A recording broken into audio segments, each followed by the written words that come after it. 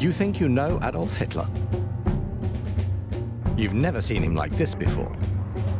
Hitler's contemporaries, from his birth in Braunau to his death in the bunker, authentically flesh out the picture. Who was Hitler?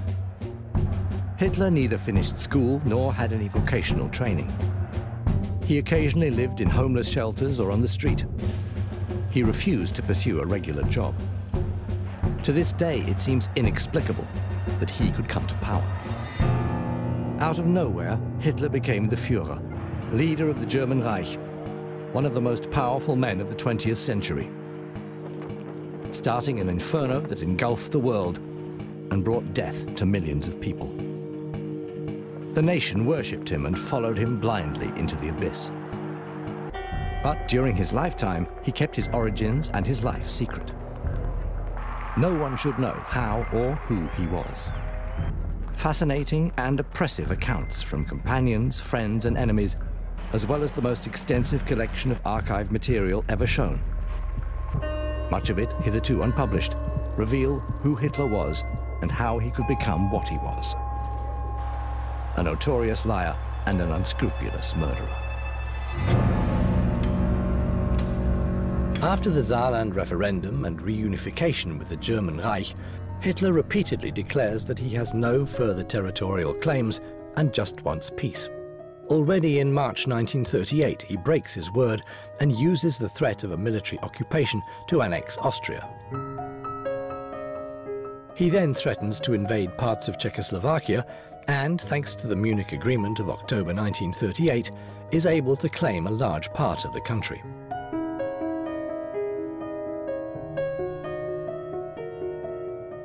The German people are enthusiastic about the successes achieved without conflict. But Hitler secretly longs for war and continues with his aggressive strategy. After the shock of his breach of the Munich Agreement and occupation of the rest of Czechoslovakia, Europe now waits to see if he will endanger the peace of the whole continent. Hitler is convinced that Great Britain and France want to avoid a war. Will he go further?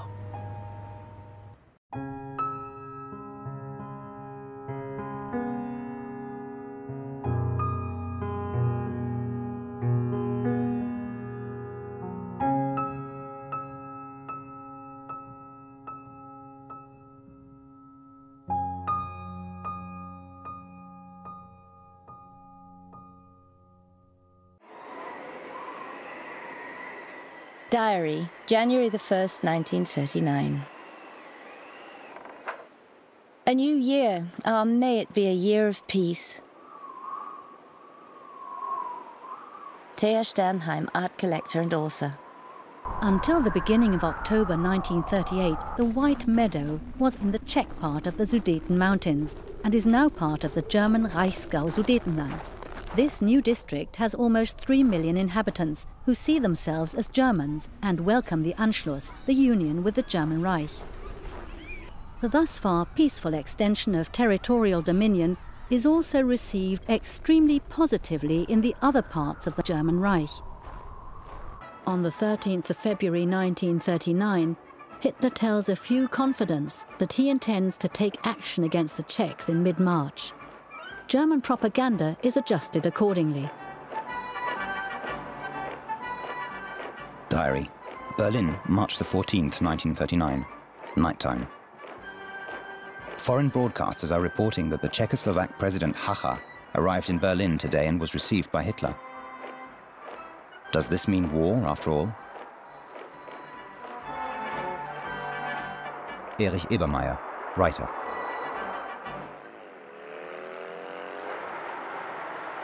In the meantime, I dealt with the transcription of the statement of just a few lines, reading, "The Czechoslovak president has declared that he has trustingly placed the fate of the Czech people and country in the hands of the Führer of the German Reich. The Führer accepted this declaration and expressed his intention of taking the Czech people under the protection of the German Reich and guaranteeing them autonomous development of their ethnic life suited to their character." Paul Otto Schmidt, interpreter for Adolf Hitler.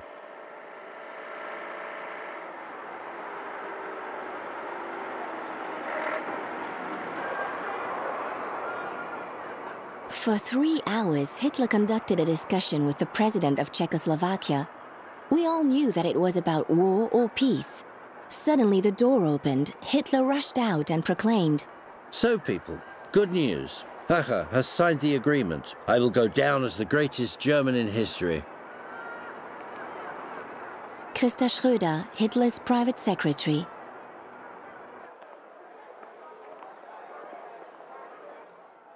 Letter to Elisabeth Wagner, March the 15th, 1939, evening.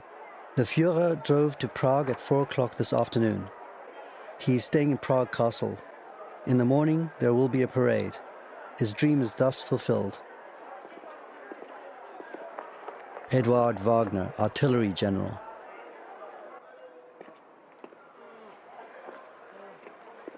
Diary. Thursday, March the 16th, 1939. The Führer had the contents of Article 13 on the establishment of the Protectorate announced over the radio. Henrietta Schneider, housekeeper, East Prussia. After World War I, the Allied victors awarded the Memelland to Lithuania. After threats of military force, Hitler sets an ultimatum for bringing Memelland home to the Reich. In the face of a complete lack of international support, Lithuania complies. Letter to Elisabeth Wagner, Berlin, March the 22nd, 1939. The Führer will move into Memel, East Prussia, tomorrow, but there will be no fuss made about it in the rest of the world. Eduard Wagner.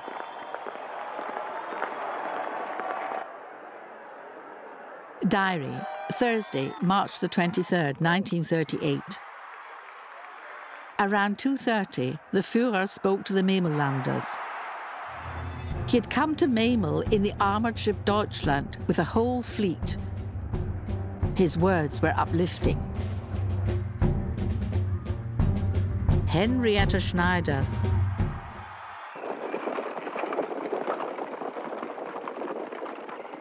Secret report to Ambassador Josef Lipski in Berlin. Everyone is awaiting further steps from Hitler. It is generally assumed that after the annexation of Memel, he has to move on to the settlement demands with Poland, primarily the takeover of Danzig and the corridor. The solution to these questions will meet with understanding and recognition by the German people.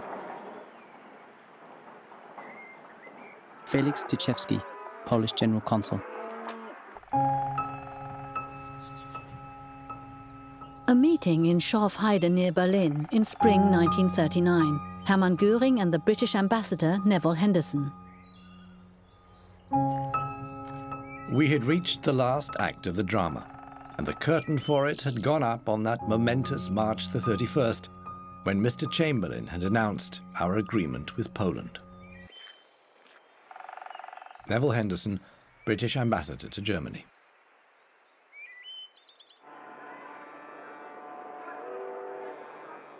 House of Commons, March the 31st, 1939. I have to inform the House that during that period, in the event of any action which clearly threatened Polish independence, His Majesty's government would feel themselves bound at once to lend the Polish government all support in their power. They have given the Polish government an assurance to that effect. I may add that the French government have authorized me to make it plain that they stand in the same position. Neville Chamberlain, Prime Minister. But no one who understood the situation could doubt that it meant in all human probability a major war in which we should be involved. Winston Churchill, member of the House of Commons. Letter to his wife, Vita Sackville-West, April the 20th, 1939. Harold Nicholson, Member of Parliament, National Labour Party. There is a break in the crisis, which makes me uneasy. That is one of the worst things with this tension. If Hitler doesn't do anything, we all become uneasy. And if he does do something, we all get frightened. Hitler deliberately focuses on strengthening military traditions. In Schwetzingen, in the southwestern German provinces, a veteran of the Franco-German War is buried. Everything is now a matter for the party and its structures. A representative of the Wehrmacht holds a eulogy at the grave. In 1939, the NSDAP has 5.3 million members. Its mass organizations such as the SA, the Hitler Youth and the German Labour Front are responsible for another 30 million Germans, a nation marching in step towards war. May 1939. Dear Dilemma, it's pretty damned interesting. I was up in Danzig for a couple of days. Danzig is completely Nazified. Lots of Heil Hitler, etc. I think that if Hitler can extricate himself from this matter without losing face, he will do so.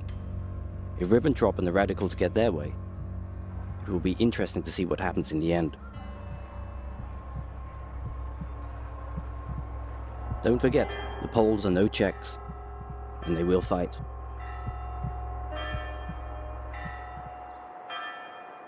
John F. Kennedy, letter to his childhood friend, Kirk Lem Billings.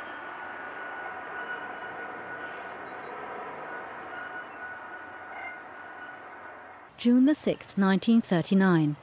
Amateur footage of the flags in the street Unter den Linden from a window in the French embassy. The SS is distributing German and Italian flags on the occasion of the parade celebrating the return of the Condor Legion from the Spanish Civil War. The Germans have known for only a few weeks that, together with Italian troops, this Luftwaffe unit helped the Spanish fascists to victory over the left-wing Republic, thereby gaining experience of aerial warfare in a covert operation.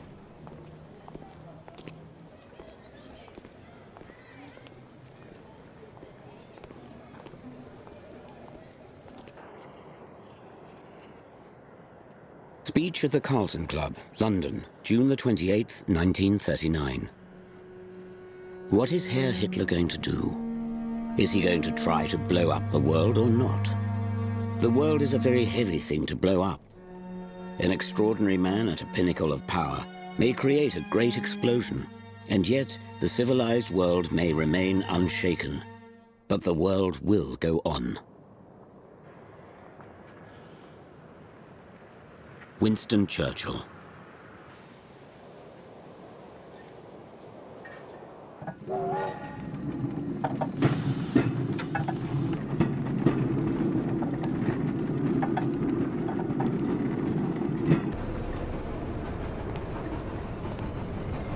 The market in Swinemünde, a port on the Baltic Sea in the province of Pomerania.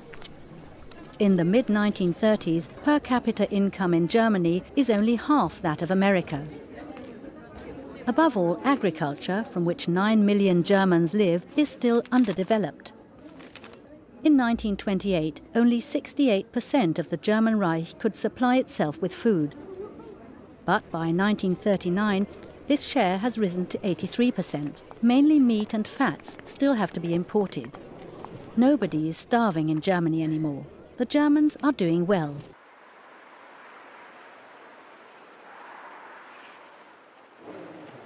In my memory, the summer of 1939 will remain a strange unreality of a cosmically disturbed world, as a tragically terrifying calm before the storm.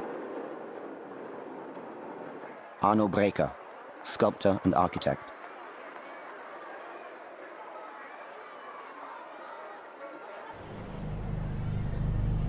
July the 2nd, 1939.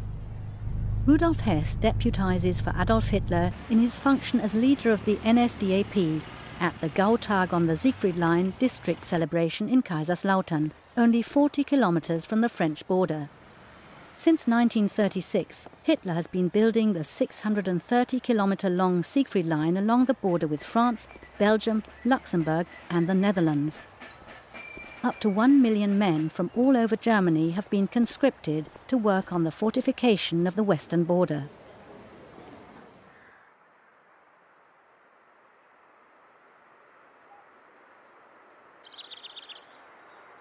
I still remember how I threw my aunt's cat from the second-floor window and it landed unharmed.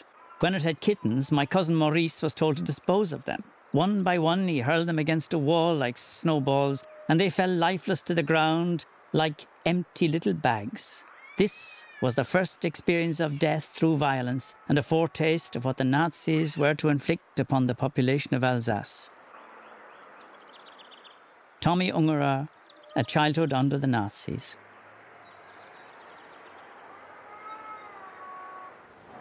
Sunday, July the 16th, 1939. A Guard battalion has lined up before Adolf Hitler outside the Museum of German Art in Munich. Since this summer, Wehrmacht officers and party officials are allowed to wear the white tunics as a dress uniform. Hitler, followed by Reichsführer SS Heinrich Himmler in black SS uniform, walks up the steps of the museum. Inside the museum, too, there are almost exclusively uniformed men to be seen. One of the few civilians present on this summer Sunday is the museum's director, Karl Kolb. Uniforms are omnipresent in everyday life in the German Reich.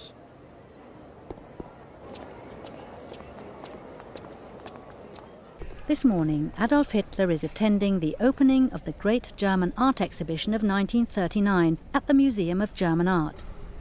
Hitler takes the floor, but, as often, does not speak without notes. It is his last speech on matters of culture. Following this, Hitler inspects the exhibition with his confidant in art affairs, the architect Gerdi Trost. They are accompanied by Dino Alfieri, Mussolini's Minister of Popular Culture, who will become ambassador to Berlin at the end of the year.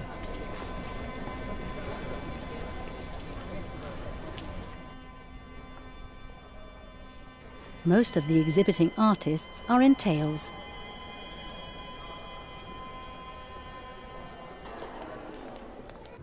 Accompanied by Air Force Adjutant Nikolaus von Below and his factotum Julius Schaub in SS uniform, Hitler hurries to his Munich apartment. In the afternoon, more than 30,000 participants in the 2,000 Years of German Culture Parade will file past the Führer. Ashram at Wardha, Congress Party of India, July the 23rd, 1939.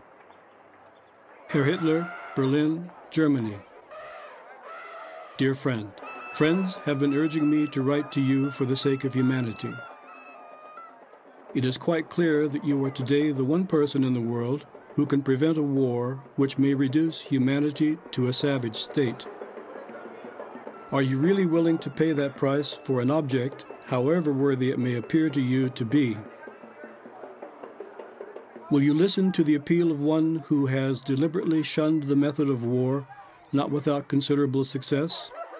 Anyway, I anticipate your forgiveness if I have erred in writing to you. I remain your sincere friend, Mahatma Gandhi.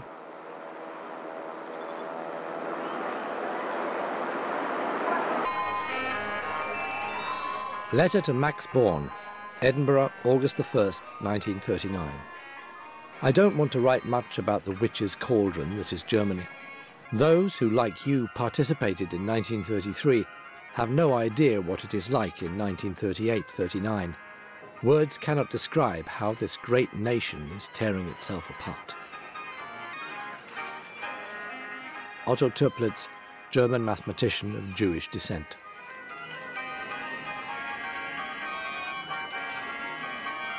The imperial city of